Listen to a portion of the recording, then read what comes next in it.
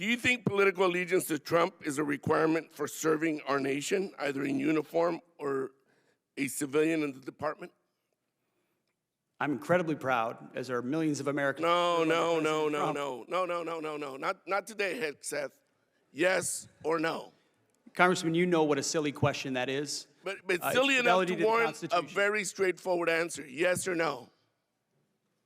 We all support and defend the Constitution of the United States. You know what? I'm not going to waste my time anymore. You're not worthy of my attention or my questions. You're an embarrassment to this country. You're unfit to lead. And there's been bipartisan members of Congress that have called for your resignation. You should just get the hell out and let somebody competently lead this department. Mr. Chairman, do we not have any decorum in here? Thank you very much. I yield my time. Gentleman yields back. And I would urge everybody to remember and maintain a decorum suitable for this chamber with their further comments.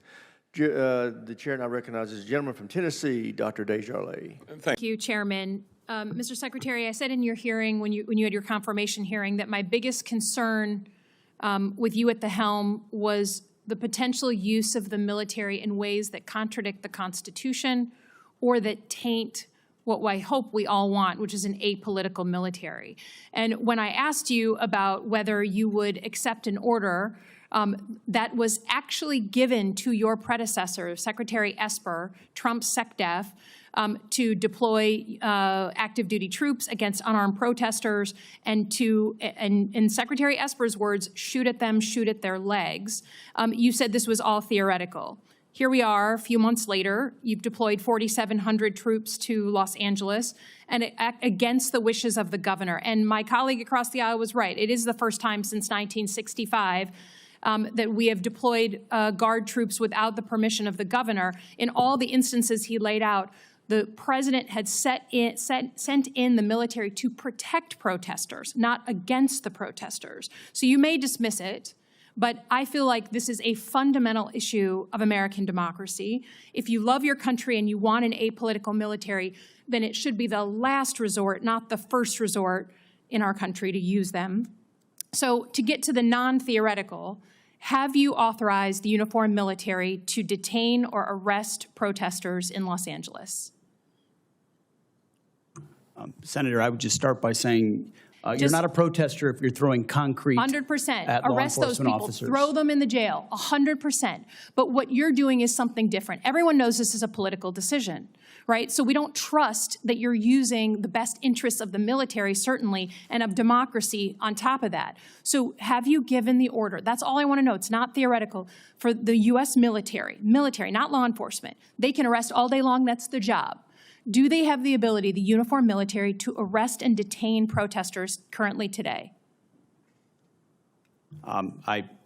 It's a yes or no thing. Authority. It's sort of amusing the extent to which the speculation is out there. These troops are given very clear orders. Then what is the order? Then list it out for us. Be a man. List it out. Did you authorize them to detain or arrest? That is a fundamental issue of democracy. I'm not trying to be a snot here. I'm just trying to get the actual. Did you authorize them to do that?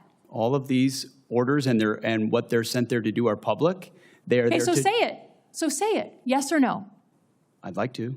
Please, yes or no? As I've said time and time again through interruption, they're there to protect law enforcement, do they have ICE the ability officers to arrest? who are trying to do their job, deporting illegals who were allowed in by the previous administration. So they cannot arrest and detain citizens of the United States, the uniformed military. As we've stated, if necessary, in their own self-defense, they could temporarily detain and hand over to ICE. But there's no arresting going on. And you know this better than you're trying to play political games. There's no arresting of U.S. personnel. Of the U.S. military against members of the protest. Have you authorized U.S. military cyber tools to investigate people participating in these protests? Yes or no? Certainly in no way that I'd be aware of. Okay, that's good. I love that answer. That's great. Have you given the order to be able to shoot at unarmed protesters in any way? I'm just asking the question. Don't laugh. Like the whole country. And by the way, my colleagues across the aisle. What is that based on? What evidence would you have that an order like that has ever been given? It is based on Donald Trump giving that order to your predecessor, to a Republican Secretary of Defense, who I give a lot of credit to because he didn't accept the order. He had more guts and balls than you because he said, I'm not going to send in the uniformed military to do something that I know in my gut isn't right. He was asked to shoot at their legs. He wrote that in his book. That's not hearsay.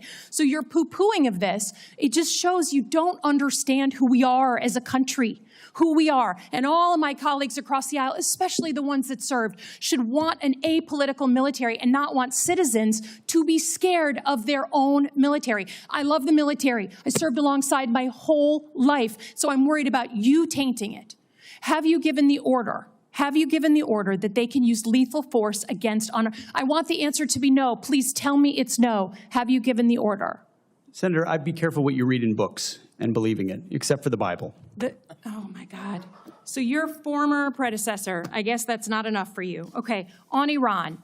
I don't think there's a debate. There's like a cat fight going on in your own party about whether to go after Iran. Have you commissioned any day after planning? So any force protection, any use of ground troops in Iran, any cost assessments? Because I don't think we doubt what we can do as a country in the attack. It's the day after with Iraq and Afghanistan that so many of us have learned to be so deeply concerned about. Have you authorized day after planning? As I've said, we have plans for everything, Senator. Okay. Senator Duckworth. Thank you, Mr. Chairman. In response to my colleague from Oklahoma, I believe the Secretary of Defense has just responded last week and admitted that the $1 billion mission that he led against the Houthis, who do not have a Navy, has not restored the transit of U.S. flag commercial vessels through the Red Sea, and in fact has resulted in the loss of 2 F-18 Hornets to the tune of $60 million apiece, as well as, I believe the last count was 7 Reaper drones to the tune of another $200 million. You are blowing through money like my fellow cadets and I did in our first Liberty after basic camp. Luckily, I didn't end up with a questionable tattoo. Your failures, Mr. Secretary, since you've taken office has been staggering. You sent classified operational information over Signal to chest thump in front of your wife, who, by the way, has no security clearance, risking service member lives in the process. You blew the $1 billion fight against the Houthis, whom, again, as my colleague says, has no Navy, and yet you lost all of those aircraft. You've created such a hostile command environment that no one wants to serve as your chief of staff or work with you in other senior DoD leadership roles. But what we should all be talking about more than all of this is that you have an unjustified, un-American misuse of the military in American cities, pulling resources and attention away from core missions to the detriment of the country, the war fighters, and yes, the war fighting that you claim to love. I don't know if this is because you are too inexperienced and incompetent to understand the real threats facing our country, or if it's because you are just an unqualified yes man who can't tell the president how to keep Americans safe. You are focusing on renaming basis for Confederate generals. You said just now to Senator King that to a man and to a woman, we would rather be associated with the old Confederate names. Well, I am one of those women. I served at Fort Rucker, Alabama, a base that was named for a traitor who took arms against the United States of America, led troops who killed Americans.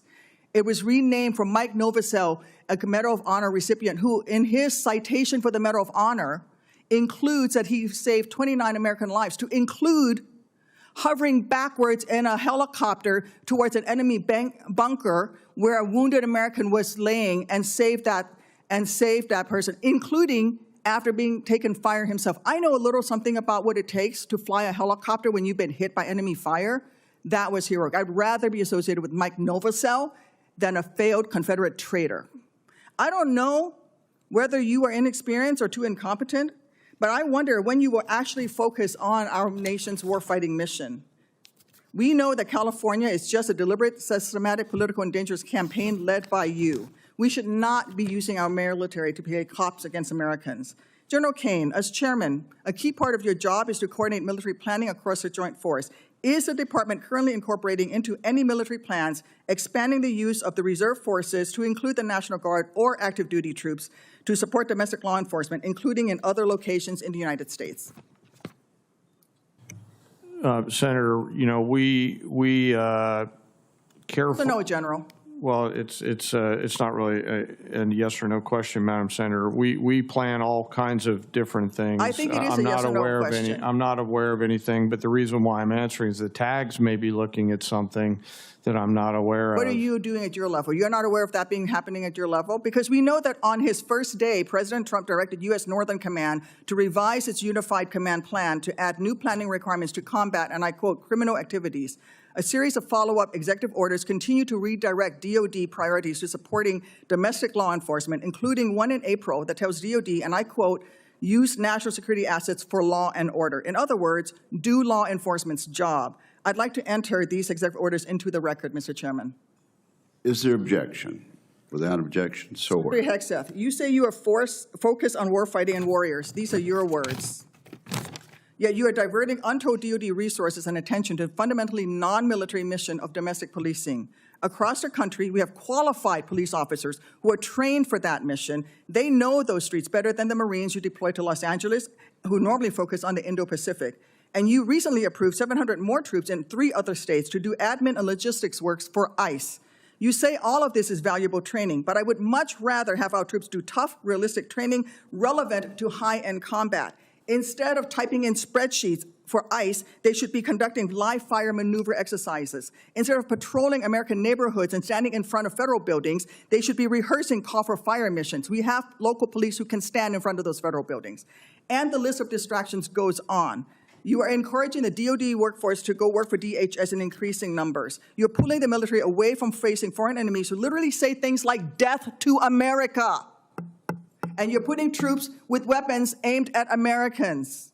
Mr. Secretary, let the military get back to its real job. Stop forcing them to do DHSs. And if you want to be DHS Secretary, maybe you can apply for that job when you're fired from this one due to your incompetence.